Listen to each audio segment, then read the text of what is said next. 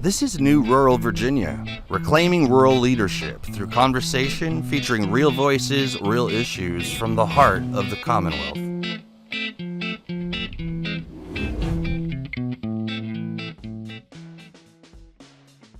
Hey y'all, welcome back to New Rural Virginia podcast, our candidate spotlight. I am Parson Brown. And I am Larry Wohlers, and we are your podcast hosts. Welcome to the sixth in our series of conversations with candidates for House districts in the Virginia Assembly this year. And Parson, it's kind of a shame this is already the sixth, but I discovered I have a problem this What's week. the problem, Larry?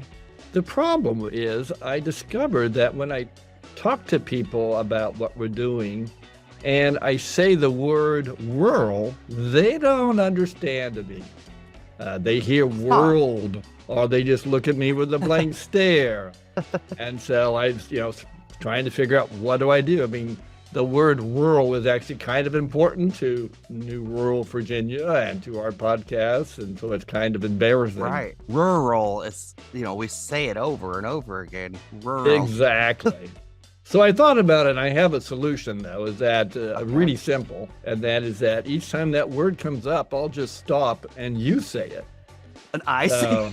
And so I'll say, hey, welcome to New Rural Virginia. And there you are. We've got the problem solved. I know, but now I'm thinking maybe we should go global, right?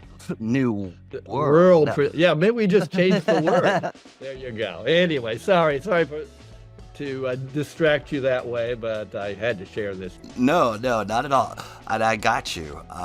Actually, it's the perfect segue because we want to remind people to follow us on all of our platforms where we're now streaming. We're on Spotify, Apple, iHeart, Amazon, YouTube, and everywhere you find your audio. Just search for New Rural Virginia. Anyway, it is the sixth of our conversations, and it's really been fascinating. So many interesting stories, so much information. And this week's candidate is from your home district, Parson, so I'll let you take this one away. Yeah, that's right. My neck of the woods. We are talking to Shane Boswell. He is actually the candidate in HD 31. And that does cover part of my home, Warren County. We were just talking earlier. He said, good rivers make good neighbors. And I love that. So I've had the privilege of watching Shane's campaign kind of evolve. He came to speak to the Warren County Democrats when things were just jumping off. And I will just say off the bat, one thing that I have been impressed with about him is that since that moment that he introduced himself, I feel like he is everywhere. He's just showed up at almost every event, not just in Warren County, but just across the district. And I know that takes a lot of effort, and he's always got a great attitude, and he's just been incredibly visible. So it is my pleasure to have him with us today. Yeah, well, Shane, welcome. Well, thank you. Happy to be here. And I tell you what, we're burning a lot of gas, but I keep waiting for those tariffs to bring the gas prices down. Well, when we were talking earlier, you described yourself as a problem solver, and I took a little look at your resume, and you're not just the usual, hey, I can fix something kind of guy. You are a professional problem solver. In fact, you're the guy who trains the problem solvers, who takes on the problems that are too hard for others to solve. So tell us about that. How did you turn into a problem solver, and how did that lead you to run for the state legislature? I'll tell you what, Larry, and Parson, thank you for that. I was the kid that asked why all the time. And, growing up my parents owned a salvage yard just outside of Chesterfield County. And I remember going out with my mom because they had one of the very first stormwater management and sampling programs on the eastern seaboard, and asking my mom, knee-high to a grasshopper, why are we doing this, right? And she said, well, because it matters, because what's downstream of us matters. And then when my grandparents passed, my mom and dad sold the business, moved to a farm down in a little town called Coolumee, North Carolina. And I think at the last census, it was something like 700 people in this mill town, but we had like 9 Baptist churches, right? We had more churches than we Right. realistically had congregation. But, fixing tractors, you realize that, it's snowing and we have to go plow the road. And if the tractor breaks, there's no one going to come fix it. And you can't get to school the next day, or, mom can't come home from work.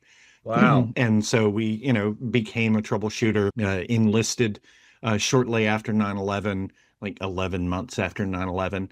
Okay. And, Yeah. I wanted to go into journalism, right? I wanted to be Adrian Cronauer in Good Morning Vietnam. And I got to boot camp and they said, no, we don't need any more journalists, but you can go work on airplanes. And I said, well, it's November. Make a decision really quick. Absolutely. I'll go to Pensacola, Florida from Chicago in November. Okay. And, so made a career out of that, spent time, we did Hurricane Katrina response. I was a flight line troubleshooter, got to experience lots of different diverse perspectives all over the map, deployed to Balad in Iraq in support of OIF. And then when I came back, I didn't want to do that anymore. It wasn't where my heart was. I didn't feel like I was helping and I didn't feel like I was doing good. So I separated, and of course, 2008 stepped right into the teeth of a recession, but found my niche in infrastructure maintenance. So Right. everything from battery backups to uninterruptible power, diesel generators, HVAC, did a little bit of all of it. And now I work in the workforce management and infrastructure training space. Right. And my portfolio includes everything from stormwater management, which goes way back, right, through, diesel engines all the way up through medium and high voltage. And one of our tenets is everyone goes home alive every single time. And I take that to heart. And I like fixing things because I like finding solutions to hard problems. I tell my team, we wouldn't be here if there weren't impossible problems to solve, because all the Uh-huh. easy problems have already been swept up. So Mm-hmm. There you let's go. go find something that's hard. And you know, I've trained organizations, I've trained government folks, I've trained with businesses on how to solve problems that are too complex. But I realized that some of the toughest problems we face, things like affordable housing and keeping teachers here in Virginia, strengthening our infrastructure, those things aren't being solved because the folks in office are too busy fighting culture wars. And Yep. it drives me Absolutely. batty. Let's solve a problem that will actually help folks instead of attacking folks. So Yep. that's why I decided to run. I know how to bring folks together.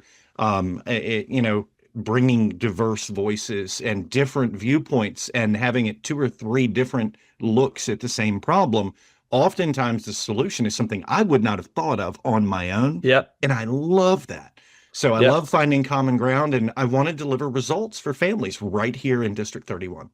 Wow. Thank you for your service. And I also just really love that attitude Yep. to being a go-get-'em problem solver. We need more of that. It's been interesting because we've had quite a few of our candidates that we've talked to have either served in our armed services or otherwise a real dutiful group of candidates. Yep. So you're not originally from District 31, and you were explaining to us that you made a decision based on where you wanted to raise a family, and that's what brought you to District 31. So I was wondering if you could tell us what helped you and drove that decision, and what makes this district so special to you.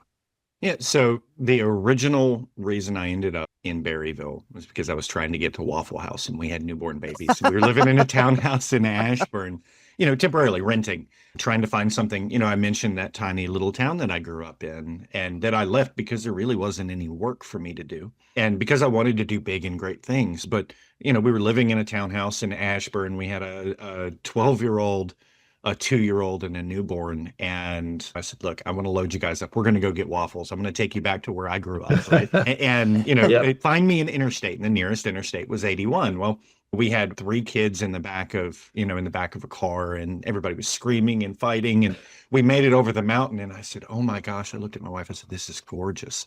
Our Yeah. townhouse is surrounded by plastic. They spray the grass like once a week to make sure that all the bugs stay dead. There's no dandelions to pick. And it felt plastic. It felt artificial, and it didn't feel like a place I wanted to raise a family. And we made it over the mountain on Route 7. We dropped down over the Shenandoah River, and two of the kids were screaming. They were in what we called screaming eagle phase. It was the only way they communicated. He was either crying or screeching. And my wife was about to have a breakdown, which understandable. I was choosing not to, but it was a close thing. And we got off on 340 right there in Berryville. And we got a bite to eat, let the kids get out of the car, and we're walking around Rose Hill Park right there in downtown Berryville. And I said, "Oh my gosh, this place is incredible. It's exactly what I remember from my childhood." And, it's 13,000 registered voters in all of Clark County. Very, very similar to the little bit of North Carolina I grew up in. Mhm. And I can get here from work, and we looked at each other, and that day we said, this is where we want our kids to call home. This is where we're going to retire, and this is where we're going to be from forever. And, and that's Berryville and that's Clark. But I tell Yeah. you what, the entire district is incredible. You get down in Middletown and Stevens City, and there's some of the warmest, kindest people you've ever met. There's vineyards all over the place. There's breweries, incredibly active and thriving small businesses. All three counties have wonderful chamber of commerce groups that get together and listen and provide Yeah. opportunities to discuss things. And then when you get down into Front Royal, oh my gosh, the gazebo and the events down there every single weekend, all summer. It's festival season over and over and over again. Oh, yeah, we do festival a lot. Shout out Froro. Absolutely. It's fantastic. And then, I'm a library kid. I grew up with my nose in a book because it was the only time I could ask why and not necessarily get scolded. And, so that's near and dear to my heart. I have a LeVar Burton shirt that says LeVar Burton says read banned books. I grew up on reading Rainbow, Right. right? And I grew up, watching Star Trek The Next Generation and thinking the future is knowledge. The future is access. The future is communication. The future is coming together to solve hard problems. Right. The spirit of this community here, the farmers, the small business owners. Oh my gosh, if you get a chance, I need to get you some Faucher Farms. They make a Yeah. merguez sausage. It's Ooh. so good on a shakshuka. Ooh. Oh, wow. Anyway, I'm sorry. coming. The I farmers love that. markets are incredible. You've got to come up here, Larry, because there's like 5 Yeah. farmers markets within 20 minutes of me and Parson. And every single one Yeah. of them is a little bit different, and every single one of them is fantastic. It's incredible up here.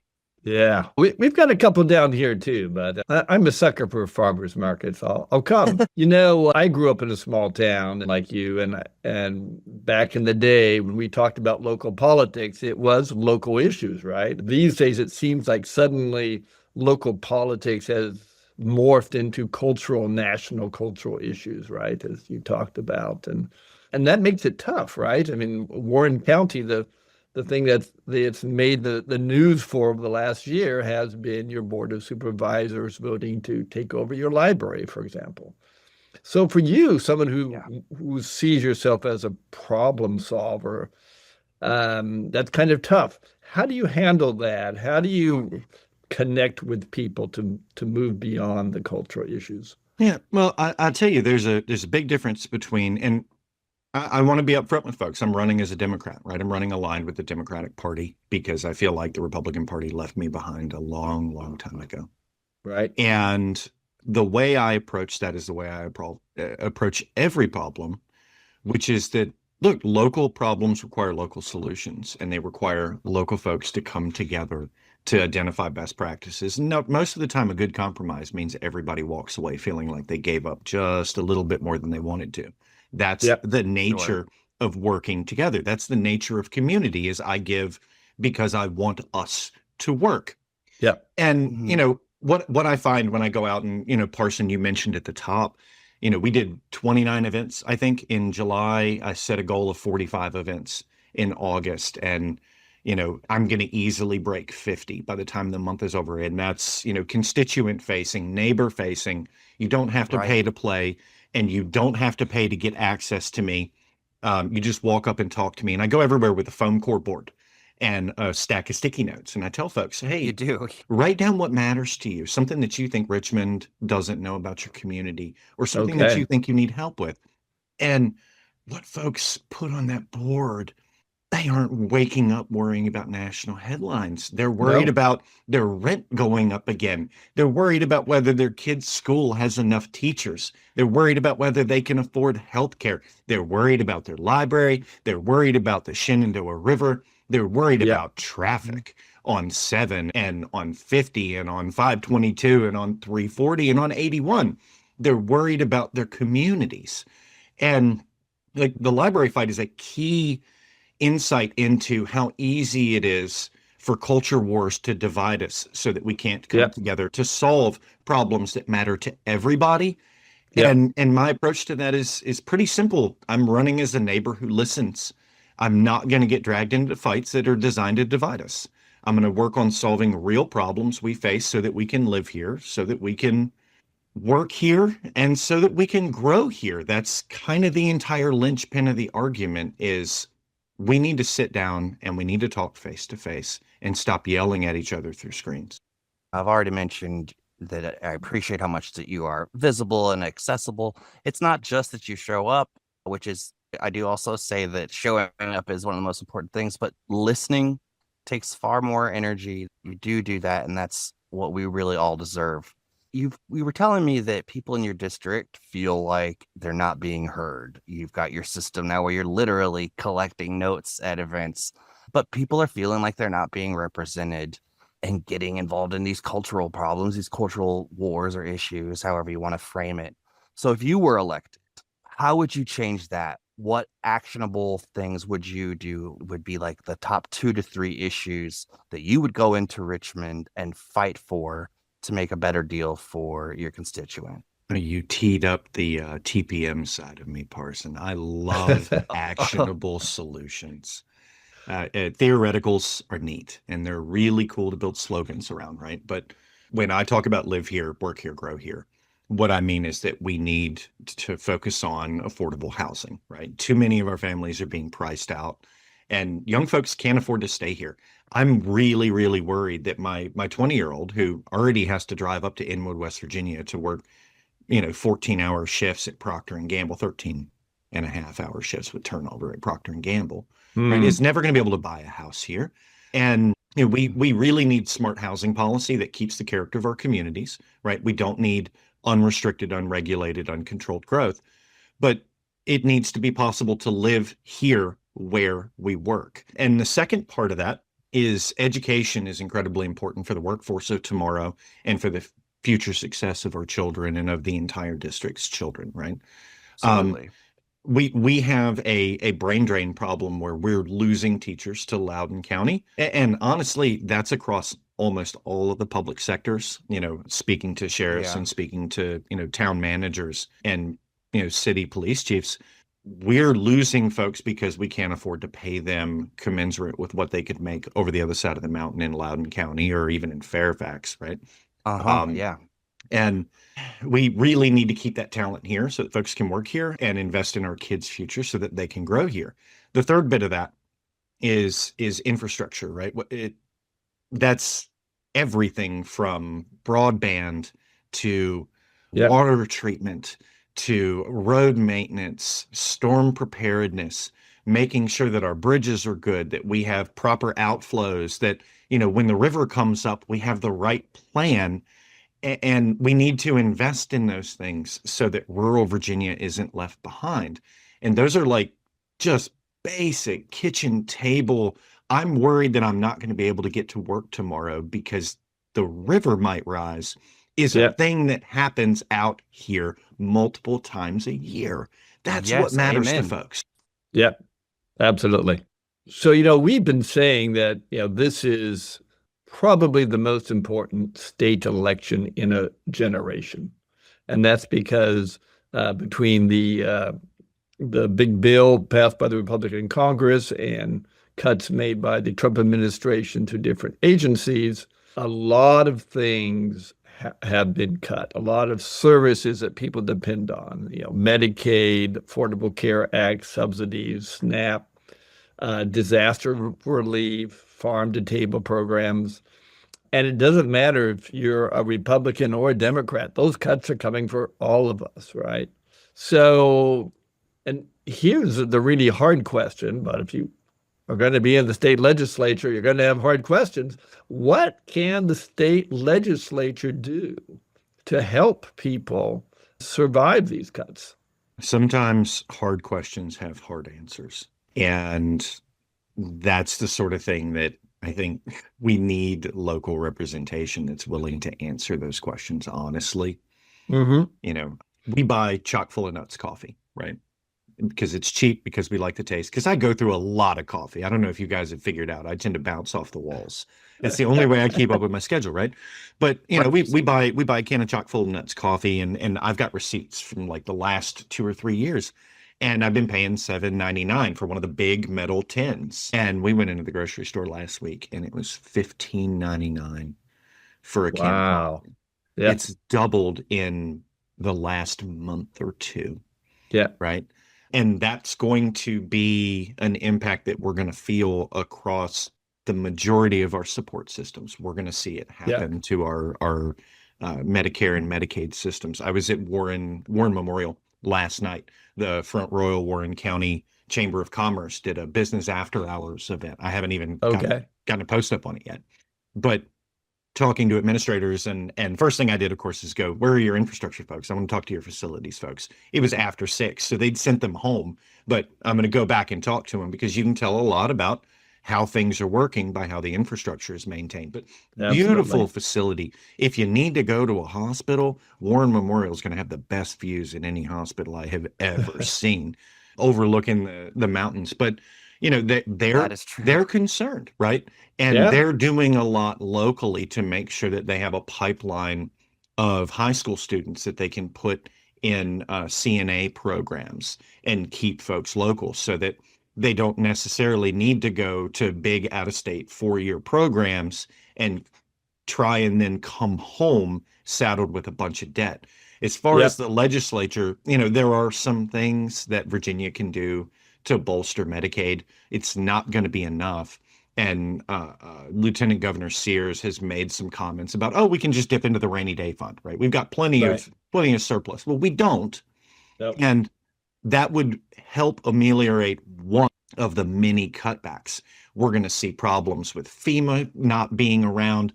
We're going to see problems with SNAP benefits being cut. We're going to see hungry kids. And one of the things that I really wanted to push was essentially a program that's going on down in Roanoke that is doubling SNAP dollars at local farmers markets, right? It helps farmers. It helps local families be able to buy good local green produce, because none of those things get ag subsidies, right? All the subsidies go to great big industrial farms that are growing thousands of acres of soybeans and thousands of acres of corn to make ethanol. And that's entirely reasonable for us to do as a country, as long as we're not drowning out our small family farms. You know, and so we need to make sure that we help our state farmers. We need to make sure that we're giving our local rural hospitals what they need, and then building in that resilience. So there's a lot of little things that we're going to have to do to bolster about 40 or 50% of what we're going to see from a federal pullback. One of the biggest things that we can do between now and November 4th is communicate to folks, and I'm going to get a little bit political here, but to make darn sure that we put a Governor Abigail Spanberger, and we put a Lieutenant Governor Ghazala Hashmi, and we put an Attorney General Jay Jones in Richmond for us, because they will go to bat for us if there is federal government overreach, and make sure that we get some of that money back, and it comes back to help provide services rather than disappearing into offshore bank accounts. That's not okay. Yeah. Absolutely. Well, you say, I mean, I'm just thinking, you know, what good ultimately is a rainy day fund when it seems like we're headed into a rainy season with 40 days and 40 nights. We're going to need to build a boat, brother. Yeah. Yeah. You have reiterated and demonstrated this with every point that we've made already. But one of the trademarks of your campaign is that you will talk to everyone. I've seen you do it. And if you're elected, you will continue to talk to people left, right, up, down, and all over the place. Have you found, though, that people in your constituency and as you've been traveling. Are people receptive to that? Are they willing to listen to you? I know you like to solve problems and build things, but in this political climate, how are you equipped to build bridges for folks that may more so than not be voting a blue or a red or just the D or an R on a ballot? That is another hard question with a hard answer, right? And so I'm going to speak directly to Richmond and Mhm. the national and the state Democratic Party, and I'm going to speak directly to DC, right? And I'm going to tell them that the brand is hurting right now because folks don't see Democrats doing good year round. They only Mhm. hear them Okay. asking for money, and they only see them right before election season. And I do not believe that about our local folks. I do not believe that about our local communities. You look at Warren, Clark, and Frederick, you've got three very different committees that are out there busting their tails to make a Mhm. difference in their communities, including Yeah. like Warren building bridges and endorsing and backing Republican candidates for supervisor because they're folks that you can work on solutions with, right? We've Yeah. got to accept the fact that the majority of rural voters don't remember a time when Democrats helped. And so when I try and sit down with folks, one of the most valuable things I do is I don't have my party on my banners.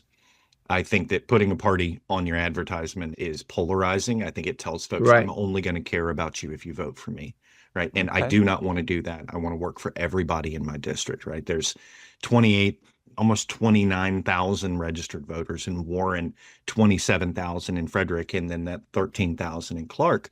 And I do not have a preference for how they vote. I'm not going to hold it against them if they vote for me or if they don't vote for me. I'm still going to bust my tail for them.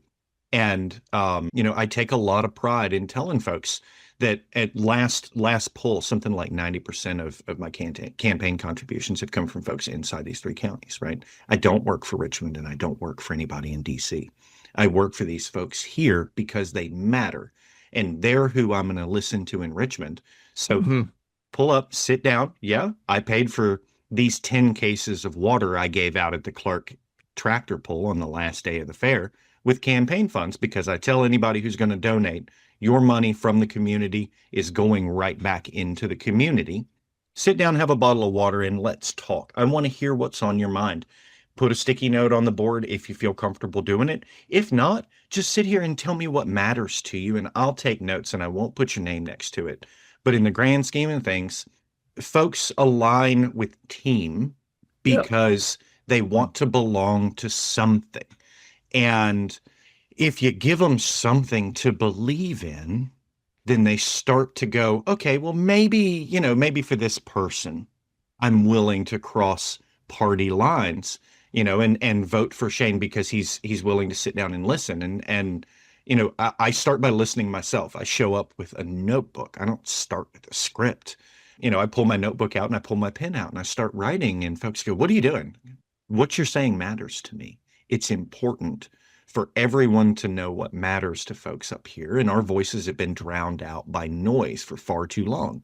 And folks can disagree with me, but you know, they know that I'll hear them out and I'll work to find common ground with them. They're not going to agree with everything that I say. I've been married 21 years. If my wife agrees with 60% of what I say on any given day, gentlemen, I am having a very good day, right? But we still sit down and we find Yeah. ways to solve problems, and we use measured tones, and we listen to each other because we care about each other. And bridge building isn't about pretending we all agree, right? It's respecting each other enough to work Right. together everywhere we possibly can. That's how communities thrive. The word conservative or liberal, Republican or Democrat, they are labels. And we all Mhm. use shortcuts to make decisions, right? And so we look at the label and we choose it. But labels aren't values, right? And when Yeah. issues are really important, you need to look behind the labels and say, are the values there that I subscribe to or not? Because there are conservatives that I can agree with on 80% of the topics, and others that I would agree with nothing on. So you got to look at the values. I just wanted to clarify for anybody that might not understand. The Warren County Democratic Committee recently did reach across the aisle, working with several other groups in the community coming together to support the Samuels Public Library. So, which turned out the two of the candidates that they've been working towards getting into office do happen to be Republican, but it's all for the common good. So, just in case anybody was curious as to what you meant there. Right. And speaking of community, to those listening to this podcast, we are extremely grateful for y'all. And while we've got your ear, if you want to stay connected and continue the conversation beyond this episode, subscribe to our Substack newsletter, The Rural Angle, and also take a second to like and follow our social media. We are on Facebook and Instagram at New Rural Virginia, and, invite your neighbors to do the same. I had one last question. I was intrigued when you said that you had been with a team that went out to help after Hurricane Katrina. And emergency response is a big deal for Virginia because we have mountains on one side, oceans on the other. They're both vulnerable to hurricanes. Emergency response matters, especially now as federal emergency response and FEMA have been gutted. This is going to put a lot of pressure on the state legislature. How are we going to respond to that? You're the problem solver. How would you take that one on? That, again, is another challenging one because we can't duplicate FEMA here, right? Absolutely. That's the challenge of the federal government is to do big things. And, they're like an insurance company. When we don't need them, we gripe about having to pay into it. But when we need them, boy, are we glad they're there. Mm-hmm. So there are some things. I tell you what, one of the best uses for the Virginia National Guard is emergency management and support, right?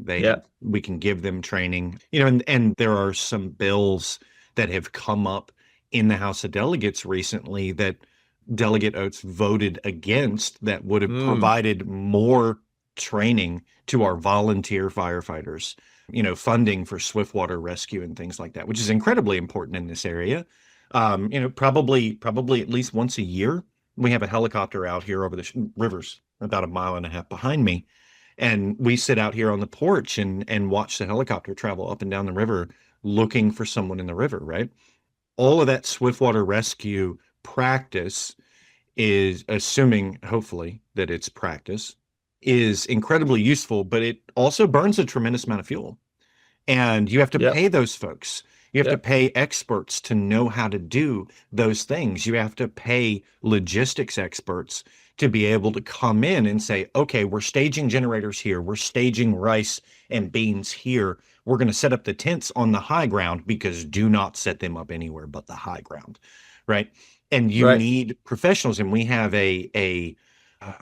there's something going on at the national level where we're starting to turn our backs on expertise that really, really offends me on a personal and professional level. We've got to be a place that welcomes those voices in that go, hey, Virginia, you're not prepared. Here's what you should be doing. And here's a plan to help. And we need to go out and solicit those voices, including the ones that are going to tell us the hard things, because that's where we're going to learn the most. Yeah, it's a practice drill until it is not. And I know that. Absolutely. I would personally rather have my folks well practiced and prepared, like you said. Shane, this has been a fantastic conversation. I love your energy, my friend, and we'll continue following your campaign. I feel like it's inevitable that if you're anywhere in District 31, it's almost impossible not to run into this guy because he is all over the place. And I'm going to go ahead out there and encourage y'all to go up and shake his hand, talk to him, because he'll listen to you. He's very approachable. He's pretty friendly. So absolutely. We wish you the best of luck. How can people get more information about you and your campaign? I appreciate that, Parson. I try really hard to be friendly. I was raised to love my neighbors, and that means anybody who wants a hug can get a hug. And if you don't want one, that's fine too. But the best way to get more information about me is to go to ShaneBoswellForVirginia.org. You can also go to ShaneBoswell.com. I bought them both just to be safe. So ShaneBoswell.com. You can also find me on Facebook, Instagram, and I share updates on all of that stuff from the campaign and conversations I'm having across the district. But you were spot on, Parson. The best way to get in touch with me is to come find me, talk to me. I'll be knocking doors. Okay. I'll be doing community events. If the Chamber of Commerce in either of the counties or the school board is getting together in any of the counties, there's about a 60% chance I will stop by to listen. Okay. And holding regular sit downs across Clark, Frederick, and Warren, because it's not about me. It's about all of us. And we all deserve to live here and to work here and to grow here. And democracy is a team sport. Absolutely. Couldn't have said it better. Great. And I love farmers markets, and I have a 3-year-old granddaughter who loves hugs. So we will be headed your way. Larry, we got to start road tripping because... Absolutely. All right, you drive. I'll introduce us as New Rural Virginia. There we go. Well, Shane, thanks so much. Best of luck, and we will be back in touch. All right, gentlemen, thank you for having me on. New Rural Virginia Candidate Spotlight is a production of New Rural Virginia. Visit newruralva.org for more. Produced and co-hosted by Larry Wohlers and yours truly, Parson Brown. Thanks for listening. Stay tuned for the next episode.